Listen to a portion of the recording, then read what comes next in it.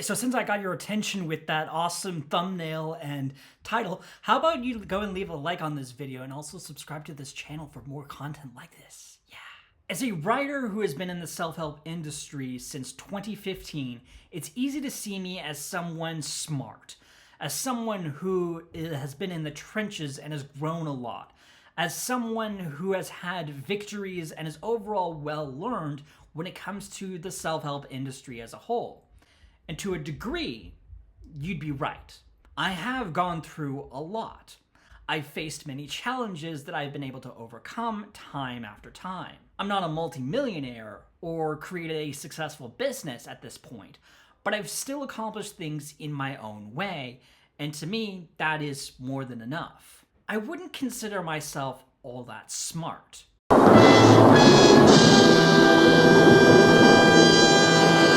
Much like the success stories that self-help gurus talk about when they mention multimillionaires, my grades in high school, college, and university were nothing dazzling or all that impressive.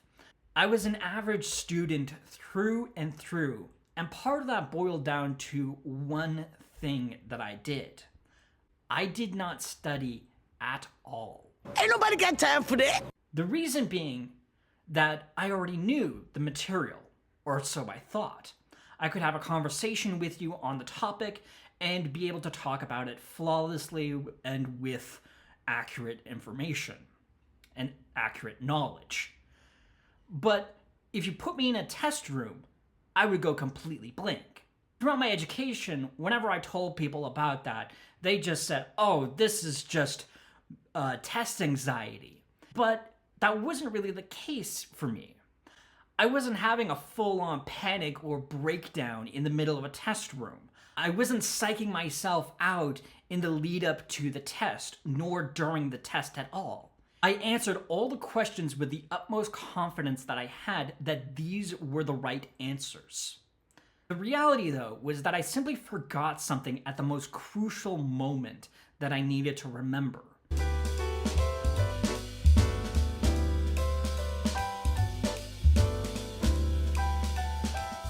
I had issues with retaining information.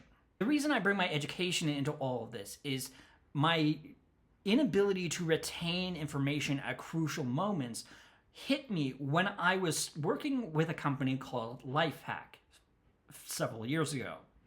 I was a ghostwriter in their team, and some of the work that I did actually involved me researching and talking about leveraging one's memory and to improve learning capabilities. It was through that experience where I learned more about memory, how to leverage it, and about how we learn and retain information. It made me realize overall how wrong I was about my previously held beliefs on education and my own learning experiences. And I saw learning in a completely different way. So let's talk about how we can use our memory to learn a lot more and live just better lives. First thing to realize about learning is this: you cannot learn a thing you think you know. One of the big problems that I personally faced was coming to terms with all of that. After all, tests and homework instill a certain narrative about ourselves, and is a narrative that many self-help gurus who despise education will talk about. They'll sum it up with an Albert Einstein quote: if you base the intelligence of a fish on its ability to fly, it'll believe that it is stupid. Well, thinking about it further, Einstein did have a few points. First, this quote confirms that he did not know that flying fish existed, but also that the quote would be used to point out how flawed testing can be. If you achieved average or low scores, like me, then it's easy for us to believe that narrative that we are stupid and that we are irredeemable. That's rough, buddy. That no education is really going to be helping us no matter what we try to do.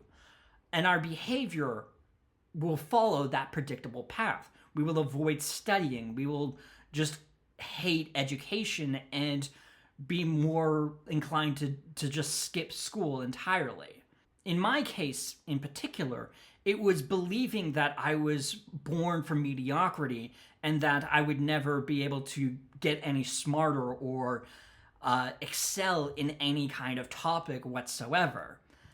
But all of this begins to change when you reject that conclusion, when you begin to tell yourself that you cannot learn a thing you think you know. You approach the quote and knowledge and learning in a different way. How our memory ties into this concept really comes down to understanding three things and how it's connected to learning. Those being, what does our memory consist of? How do we set up a memory foundation to learn from it? And how can we learn more about that topic? Learning is a lifelong process. And the more information we gather, the easier it becomes for us to tell ourselves we know how things work or fill in the gap. But this simple check of reminding ourselves that we cannot learn a thing we think we know helps us to lean into being curious about something and actually learning.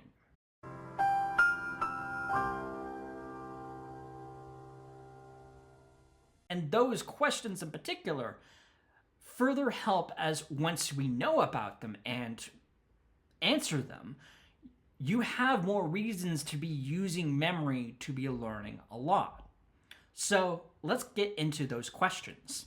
Getting back to those Lifehack articles I wrote years ago, I talked about 3 sets of memory that comprised our entire memory.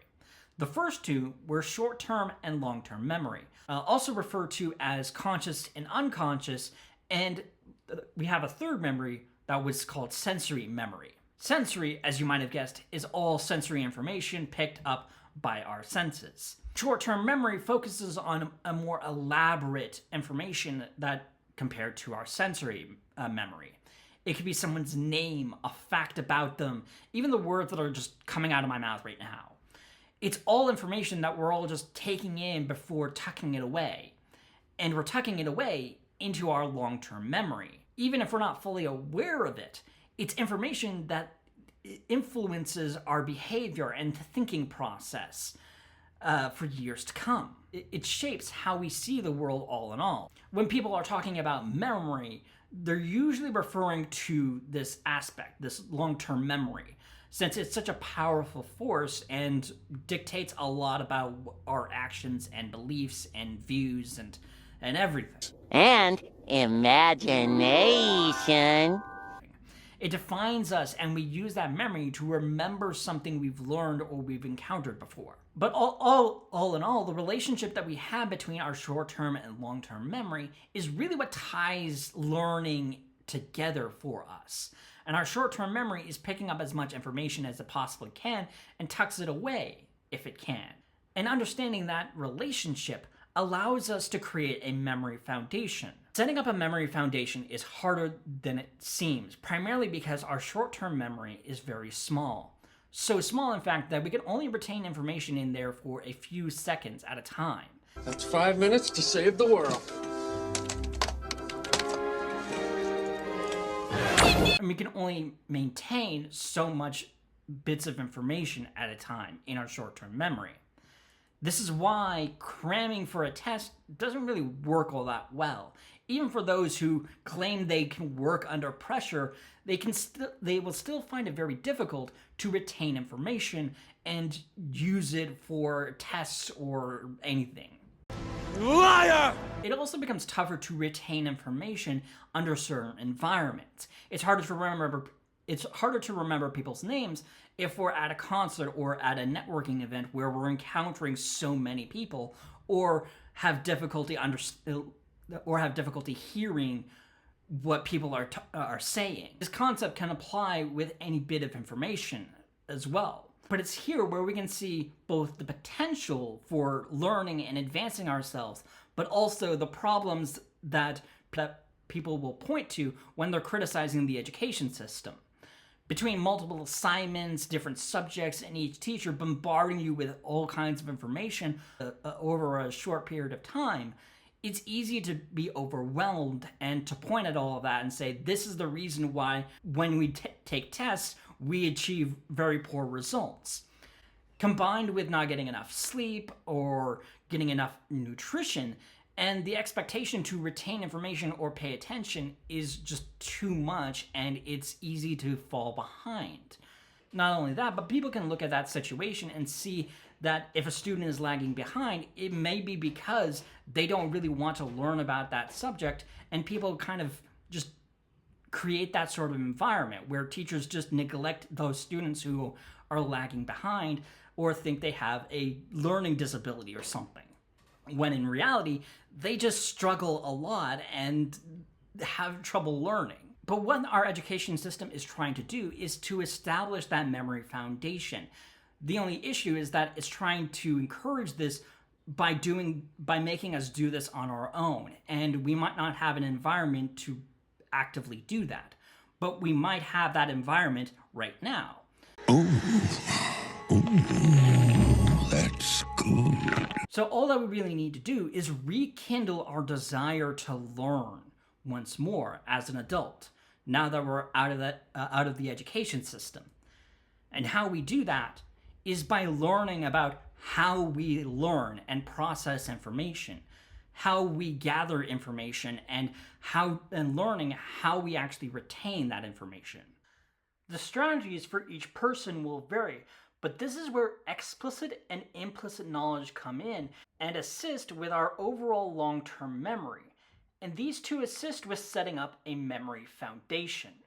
Very basically, these two memories form our long-term memory, but they store very different pieces of information. Knowing what kind of information is stored in there ultimately helps us in being able to recall that information and to use it to learn new things and expand our knowledge on any subject. Explicit memory is all about meaningful, contextual, or autobiographical information, while implicit is anything that we learn through developing skills or habits. But even with that knowledge of those two memories, as I said before, our learning capabilities are going to vary, and how we store information into those memories is also going to vary from person to person. Some people might find it a lot easier to instruct and to have conversations with people in order to retain information and to recall information. Meanwhile, other people might just find it very easy to listen to a video and just process it inside their mind and repeat that information to themselves. That, or read it in a book. Having fun isn't hard when you've got a library card. However, being aware of those kinds of memories and also your kind of ideal method for retaining and recalling information is all just going to be very easy, is all going to be very helpful for you to build up that memory foundation and to use that to learn more about a particular concept and retain that information in the future. But setting up that memory foundation is also just going to help you with learning as a whole. You can use this to finally learn more about a particular topic and retain that information and to expand your overall knowledge on any topic that you so desire. More. It's here where a lot of articles will be talking about various learning strategies that adults can use to improve their memories and to be learning as a whole. Some will talk about chunking information or using mnemonics or using maintenance rehearsals for short-term memories. And yeah, those can definitely work. I've written about a bunch of them time and time again when I was writing for Lifehack. But like my own learning challenges early on and settling for mediocrity, it's better to find your own method and take bits and pieces of various strategies and formulating your own, instead of just relying on a single method as the superior method. It's here where the foundation of memories really comes in handy. Because looking over our memory functions, we know that real learning is happening on a subconscious level. as our conscious mind is gathering information and is just storing it there. If our intended goal is to be learning more about a particular topic, then straining our short-term memory with a lot of information isn't really going to be cutting it. Well, what will, though, is learning through thinking. Similar to chunking information, these actions we're performing specifically help with storing information long-term while being in the forefront of our mind. This, I find, is a more effective method because I've personally used this last summer. Last summer, I tutored a student on a topic that I learned a decade ago, managerial accounting. I was a bit nervous about it when I accepted the task, but as I began to brush up on the topic, I had a better grasp of managerial accounting than I ever did in university when I took it. The big reason boiled down to how I learned back then versus now. Back then, I didn't study at all, as I've said plenty of times already. I'm gonna click on decline. But now, I know I can retain information and learn more about a topic by articulating my thoughts, by having conversations with people, and just learning as I go along. And the thing is that anyone can do this sort of thing as well. Getting into more specifics about my overall strategy, we can learn if we're willing to do any of the following things. Ask more questions to ourselves or to others around us. Contextualize more what we're learning. Connect it to a story or some other piece of information that you've learned about that topic. That, or you can bring up past experiences and memories, otherwise known as recalling. Doing any of these things, and we're bound to be learning more about a subject and be more knowledgeable on the topic. At the end of the day, our intelligence isn't measured by our IQ scores or test scores. It really boils down to our ability to memorize and retain quality information. It's our ability to consolidate new knowledge with prior knowledge of the topic and adapting from that. And this is something that we're all very capable of doing.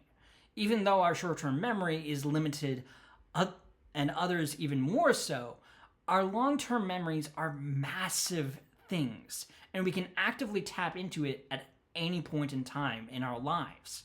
All that we really have to do is structure our information in a way that is more familiar to us, that we are able to recall it, that we're able to leverage it, and ultimately, we can use that to improve our lives dramatically. If we can all do all of that, we can use our memory to learn a lot.